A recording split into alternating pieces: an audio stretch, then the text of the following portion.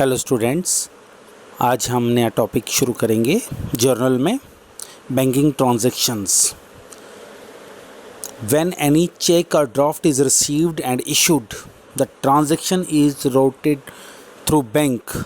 ठीक है, कोई भी अगर चेक या ड्राफ्ट होगा, इशूड होगा या रिसीव्ड होगा तो transaction is routed through bank, और वो बैंक के थ्रू हो रही होगी।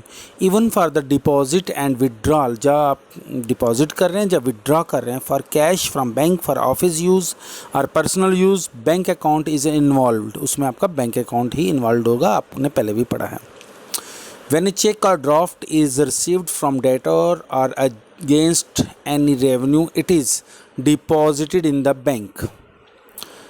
ठीक है, उसको जो चेक जो आपका ड्राफ्ट होगा जो उसको आप बैंक में डिपॉजिट करते हैं। So the bank account is debited when the cheque or draft is received. जब भी आप चेक और ड्राफ्ट रिसीव करोगे तो बैंक अकाउंट आपका डेबिट होगा। ठीक है, तो ये देखिए ज़रा first point, cash deposited into bank. अगर आप बैंक में 18,700 डिपॉजिट करते हैं तो उसमें क्या एंट्री आएगी? ठीक है, उसमें क्या एंट्री आएगी? जब आप कैश डिपॉजिटेड इनटू बैंक करते हैं तो क्या एंट्री आएगी? जब भी आप पैसे जमा करने जाएंगे बैंक में तो बैंक आपका पर्सनल अकाउंट है, डेबिट द रिसीवर और गोज आउट आपका कैश, तो बैंक आपका डेबिट हो जाएगा और टू कैश हो जाएगा। ठीक है, क्योंकि बैंक आपका पर्सनल अकाउंट है, कैश आपका गोज आउट है, रियल अकाउंट है। Cash withdrawn from bank for office use, cash आपने विड्रॉन किया है बैंक से फॉर ऑफिस यूज़, पैसे निकाले हैं बैंक से ऑफिस यूज़ के लिए, तो ऑफिस में पैसे आए, आपके बिजनेस में पैसे आए, cash comes in, debit what comes इन। और गिवर कौन है? क्रेडिट द गिवर कौन है? बैंक, क्योंकि कैश आपका रियल है, बैंक आपका पर्सनल है। Debit what comes in, cash account DR, giver है bank to bank 9600। Okay, cash withdrawn from bank for personal use, आप पर्सनल यूज़ के लिए निकाल रहे हो। जब भी आपको पता पर्सनल यूज़ के लिए निकालते हैं उसमें आपकी ड्राइंग्स का वर्ड यूज़ किया जाता है, क्योंकि प्रोप्राइटर अपने घर में लेके जा रहा है पैसे, तो proprietor account debit to proprietor account debit हो रहा है, तो इसलिए प्रोप्राइटर की जगह हम लिखते हैं ड्राइंग्स। ठीक है, अगर वो इन्वेस्ट करता है तो उसमें कैपिटल डालते हैं क्रेडिट में।